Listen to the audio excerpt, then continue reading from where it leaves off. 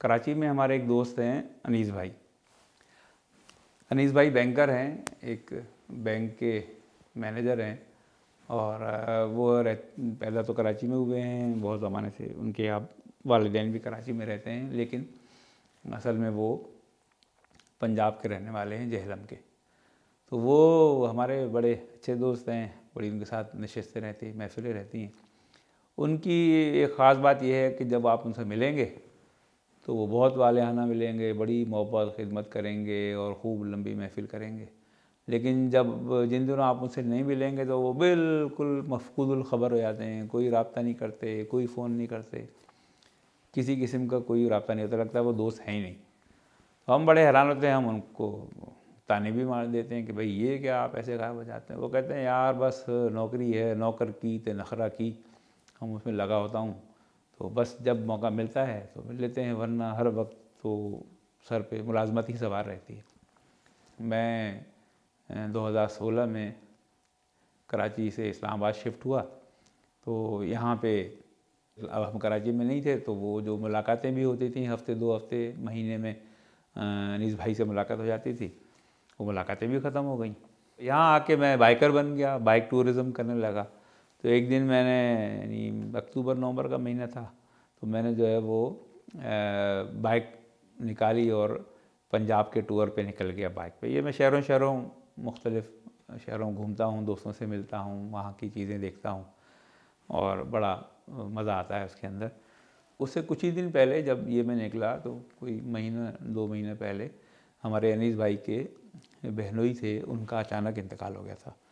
तो वो हमें मालूम था उसका, फ़ोन पे उनसे मैंने ताज़ियत भी की थी।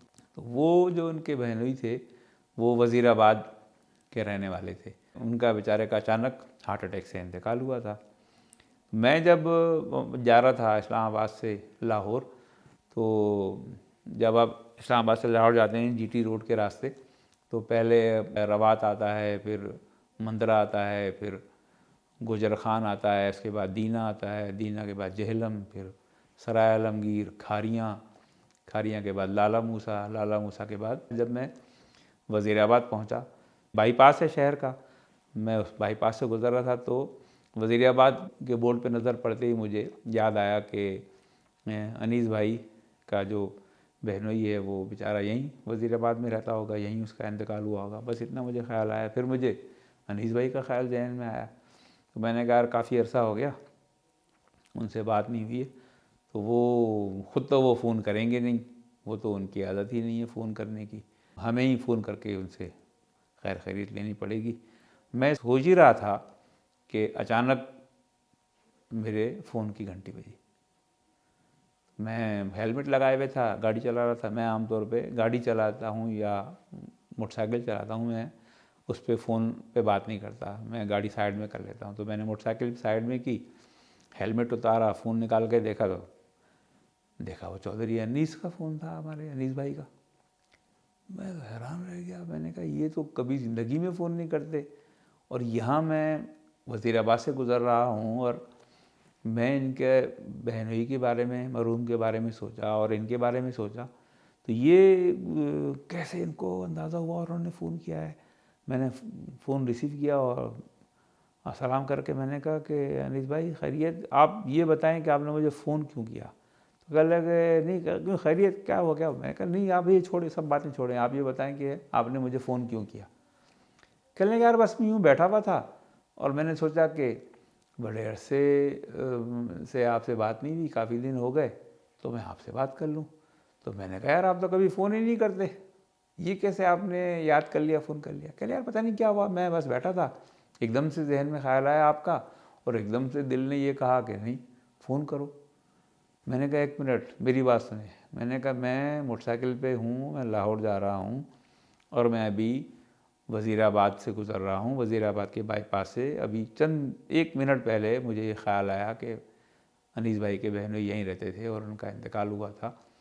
तो मैं उसके बाद आपका सोच रहा था और मैं सोच रहा था कि आप तो कभी भी फ़ोन नहीं करते, उसी वक्त आपने मुझे फ़ोन किया, आपको कैसे पता चला कि मैं ये सोच रहा हूँ।